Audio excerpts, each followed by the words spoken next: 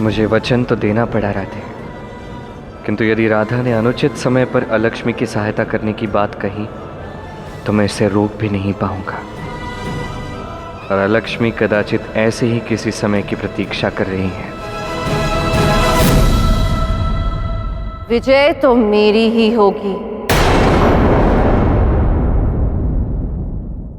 किंतु कैसे?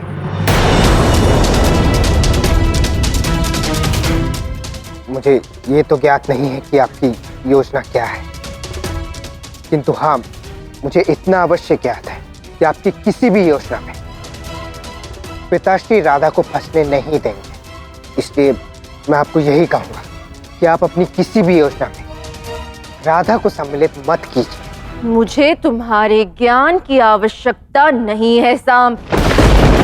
मैंने अपनी योजना से राधा को दूर ही रखा है। तुम अपने विषय में बताओ। मैंने तुम्हें तुम्हारी माता पर नियंत्रण साधने के लिए कहा था ना, और तुम इसमें भी असफल रहे हो। किंतु मुझे अपनी किंतु परंतु कुछ नहीं सुनना चाहती मैं। अब जो मैं कह रही हूं उसे ध्यान पूर्वक सुनो। स्मरण रहे, कल रसोई में अच्छा भोजन नहीं बनना चाहिए। भोजन किसी भी प्रकार अरुचिकर और स्वादहीन बनना चाहिए, और इस भोजन को खाने के पश्चात सबकी दुर्दशा हो। बस तुम इतना समझ लो कि तुम्हें रसोई में अव्यवस्था फैलानी है। रसोई में अव्यवस्था फैलने से आपकी योजना का क्या संबंध है? अब धान्य लक्ष्मी की बारी है। द्वारका के लिए बहुत ही विशेष है ना वो, जिस पर द्वारका को अत्यंत गर्व है। धान्य लक्ष्मी के अभाव में द्वारका का नाम मिट्टी में मिल जाएगा। इस बार कृष्ण द्वारका की हानि को रोक नहीं पाएंगे, और ना ही राधा को मेरे प्रकोप से बचा पाएंगे। धान्य लक्ष्मी के अभाव में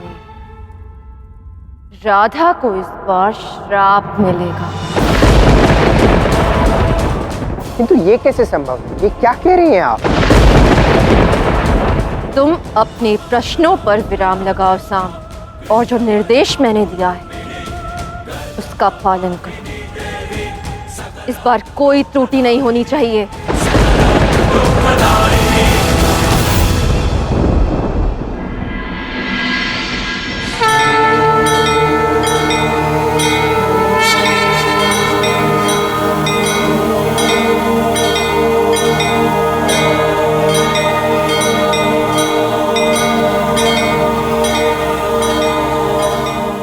गुरु सांदीपनी, गुरु के चरणों में राधा का प्रणाम।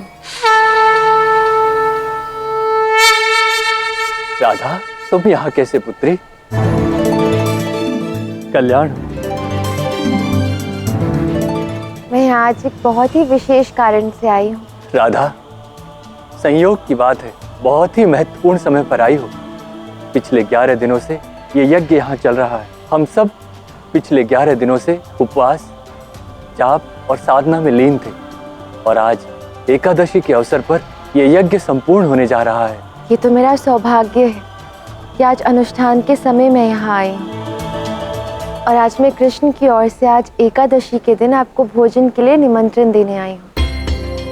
मेरा निवेदन है आपसे कि आप 11 दिन के उपवास के पश्चात भोजन के लिए द्वारका पधारें, और मैं ये भी चाहती हूँ कि आप आश्रम में उपस्थित सभी ऋषि मुनि भोजन के लिए द्वारका आएं।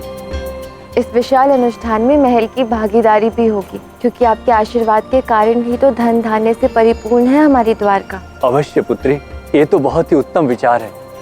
हम वासुदेव कृष्ण को अपना विशेष आशीष देने द्वारिका अवश्य पधारेंगे। राधा, कृष्ण के प्रेम और आदर के कारण ही हमें कृष्ण से विशेष स्नेह है। ये संयोग है या कृष्ण का प्रेम कि मैं अपने जीवन के इस विशेष अनुष्ठान की समाप्ति कृष्ण की द्वारिका में करूंगा।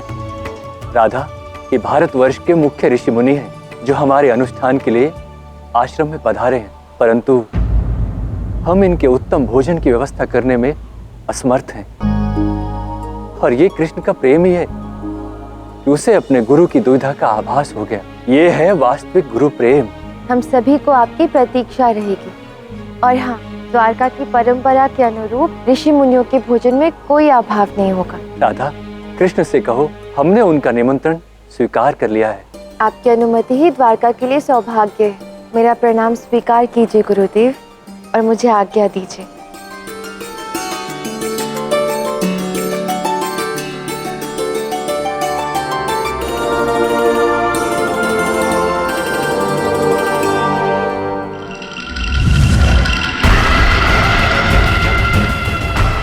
गुरु सांदीपनि, स्वागत है आपका धन धान्य और वैभव की नगरी द्वारका में, जिस पर आपका अत्यंत प्रेम और आशीर्वाद प्राप्त है।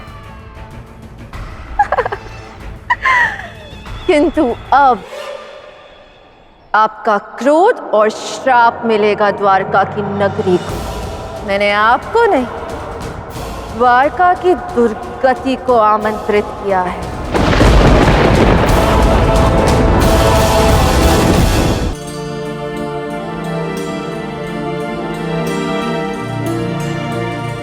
रेवती जी, क्या आपको ज्ञात है कि दिन का सबसे आनंदित क्षण कौन सा होता है? जब आप अपने संपूर्ण परिवार के साथ बैठकर भोजन ग्रहण करते हैं। बिल्कुल उचित कहा आपने। किसी ने बहुत उचित कहा है कि जो भी परिवार साथ मिलकर भोजन ग्रहण करता है वो जीवन में सदैव एक दूसरे का साथ देता है, सदैव साथ रहता है। द्वारका की उन्नति और हमारी एकता का भी यही कारण है। उचित कहा था। भोजन भजन से कम नहीं है। यदि भोजन का सम्मान किया जाए, साथ बैठकर साथ मिलकर प्रेम से भोजन किया जाए, तो धान्य लक्ष्मी कभी रुष्ट नहीं होती। हाँ, क्षमा कीजिएगा, मैं कुछ क्षण बाद आती हूँ। अरे ज्येष्ठा, आप कहाँ जा रही हैं? आप भी आकर भोजन ग्रहण कीजिए। आइए, मैं परोस देती हूँ। नहीं नहीं राधा, रहने दो, मुझे अभी भूख नहीं है।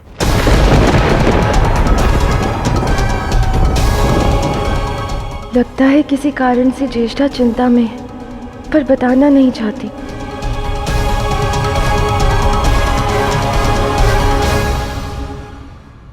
क्या बात है ज्येष्ठा, सब ठीक तो है?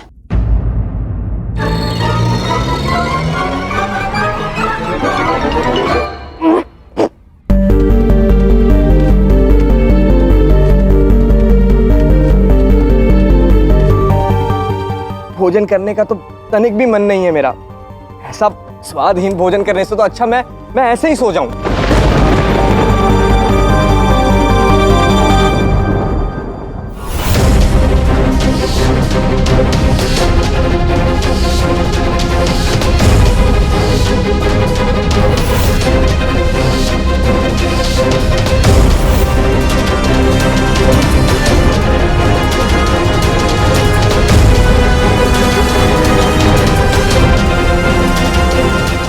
कह रहे हो उन्मुख जी, इस भोजन में तो तनिक भी स्वाद नहीं है।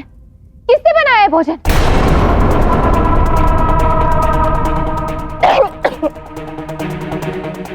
ये भोजन दूषित है।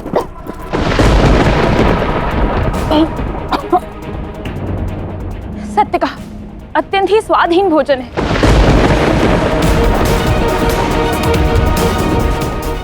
मेरे उधर में तो अत्यधिक पीड़ा हो रही है।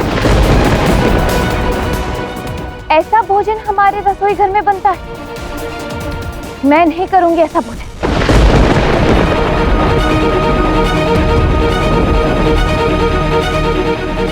मुझसे भी भोजन नहीं खाया जाएगा।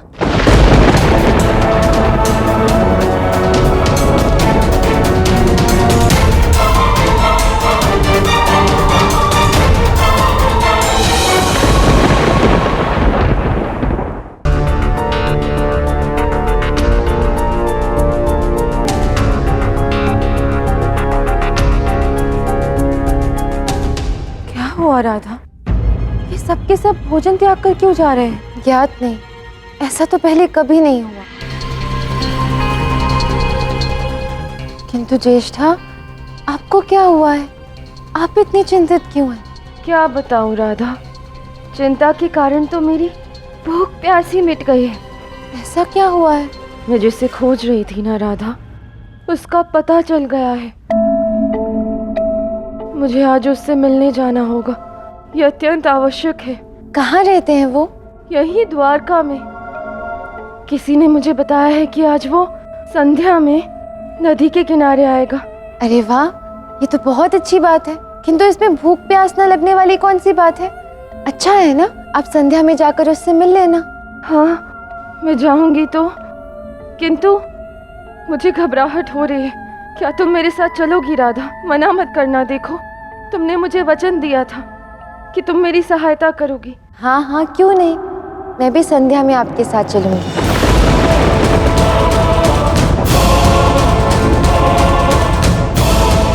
मेरे षड्यंत्र में कितनी आसानी से फंस गई राधा। अब देखती जाओ कैसे मैं तुम्हें गुरु सांदीपनी से श्राप दिलवाती हूँ।